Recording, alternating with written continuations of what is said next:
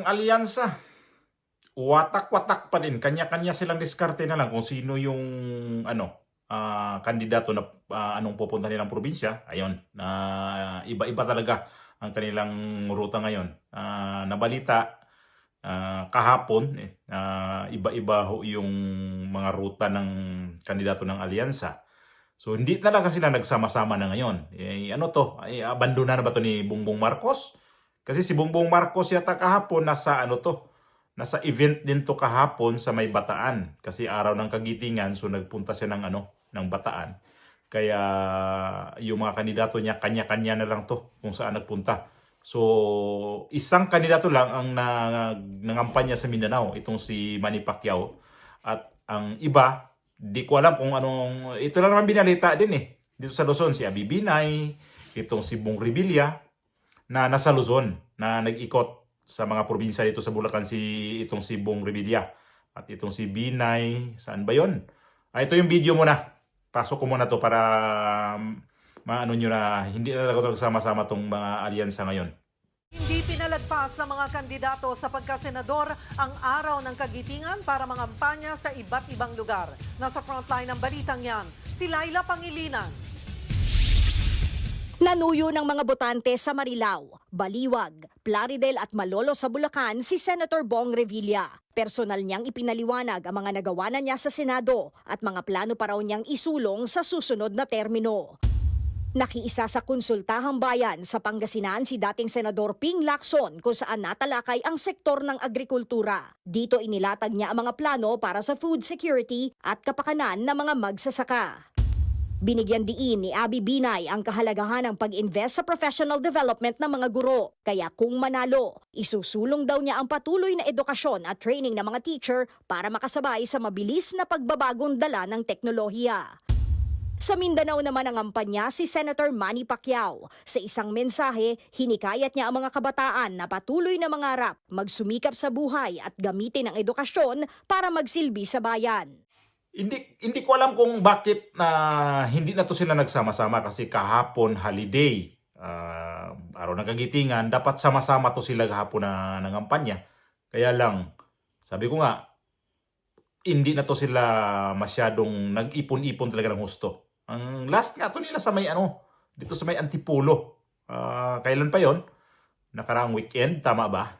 So itong weekend, bandayan natin to kung magsama-sama ba to ulit kasi mukhang ang mga kandidato ng alyansa ngayon hindi na talaga alam kung ano talaga ang kanilang gagawin kasi ito may may bagong survey. Kaya sa survey di ko naniwala talaga sa survey. Sa totoo lang hindi talaga ako 100% yan naniniwala sa survey na Ayan yung latest ng survey ng ng Okta Research. So ayan yan. Ipakita ko lang sa screen sa inyo. Yun yung nangunguna pa rin si Bongo. Pangalawa tong si Erwin Tulfo at saka yung kapatid niya si Ben Tulfo. So ulitin ko, hindi ko naniwala dito sa mga survey ngayon. Kasi itong alyansa ngayon, ang kandidato nito iba ngayon, bumaba din sa survey. Ito yung sinasabi ko. At umaangat nito ngayon, itong si Bam Aquino at saka itong si Kiko Pangilinan. Ito ho yung medyo umangat ng sa kanilang ranking. So ito talagang hindi talaga makikita natin sa ranking dito. Itong si Abalos, itong si Tolentino, isa lang pala, yun pala yung si Tolentino. Sa bagay, ayaw ko rin naman talaga itong mga tao na to. Ito si Abalos at saka itong si Tolentino. Ayaw ko talaga to. Kaya ito sila ngayon. Interviewin nga to si itong si hindi ko talaga type to. Itong si Abalos. Alam mo kasi sa amin, sa Mandalo. Dati ako nakatira sa Mandaluyong. Dyan. Tapos pagdating ng Pasko, may mga may mga bigay-bigay din ang city mayors. City mayor ng Mandaluyong dati. Kami, doon sa barangay na hindi talaga kami nakatanggap na ilang Pasko. Kaya sabi ko, namimili naman to. Kasi kesyo daw ang trabaho ko, maganda ang trabaho, kaya hindi nililista. Samantala, yung mga leader doon, may mga trabaho naman din silang magagandang trabaho. Kaya ito si Abalos, hindi ako believe na nagiging mayor to sa Mandaluyong na sabi niya na madami siyang nagawa sa Mandaluyong. Utot mo, Abalos. Puwet mo. Puwet ka talang taga Abalos. Lintik ka lang. Alam ko, ang kalidad ko, ang tagal ko nakatira kay Abalos na sakop ng Mandaluyong. Ang tagal ako dyan. Nakatira kami dyan dati sa may 9 de Pebrero. Dyan kami kasi malaki-laki ang ano. Parting sa baba, yung papuntang munisipyo, malaki ang mga, sa may Martinez, malaki ho ang squatter dyan. Kaya medyo dyan kumukuha ng buto yan mga Abalos dyan. Palitan lang naman yan dyan eh. Abalos, Gonzales, yan lang ho naman ang dato dyan sa Mandaluyong. So ito, nakasama siya sa alyansa ngayon.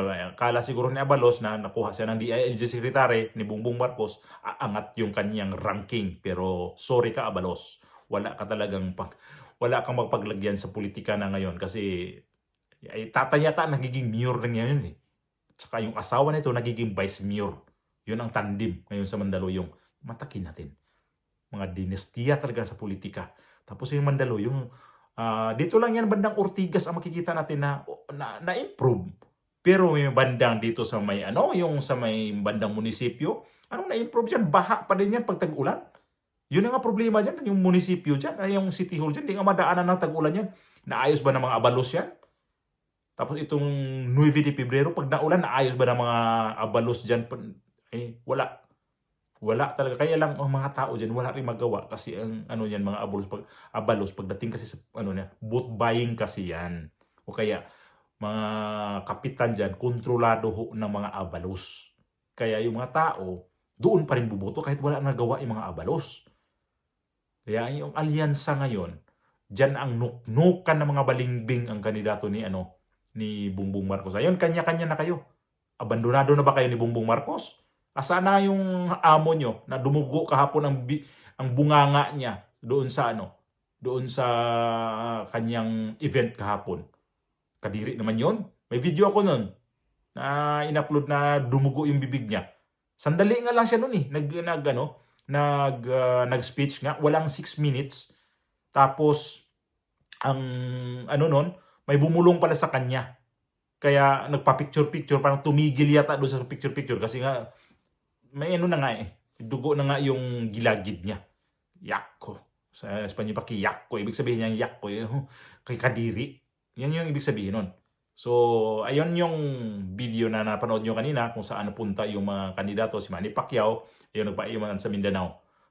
Si Manny Pacquiao, taga Mindanao naman yan. Kaya siya doon muna siya. Nag-solo flight na lang si Manny Pacquiao sa Mindanao. At itong mga ibang alyansa dito sa Luzon. Kasi ito karamihan naman ito, mga kandidato Luzon naman marami dyan eh. Ito sa alyansa eh. Sa PDP, ganun din eh. Kunti lang naman ang mga Bisaya rin dyan.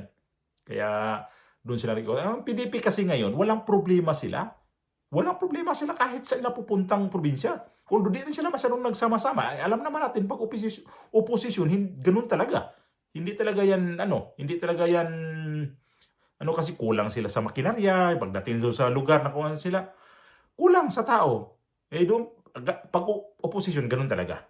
Mahina talaga ang kanilang pangangampanya. Di kagaya ng nasa administrasyon ka, na punta ka doon sa lugar na sige, doon na hakotin na yung tao. Pagdating na doon yung mga tao, nakaplastar na, tapos doon yung mga ayuda. Iba na ngayon eh. Ayuda system na ngayon kasi. Kaya alyansa, malapit ng hukom sa mga tao. Saan kaya kayo pupulutin itong na to? Bumaba ang ranking sa iba nito bumaba. Ayan na.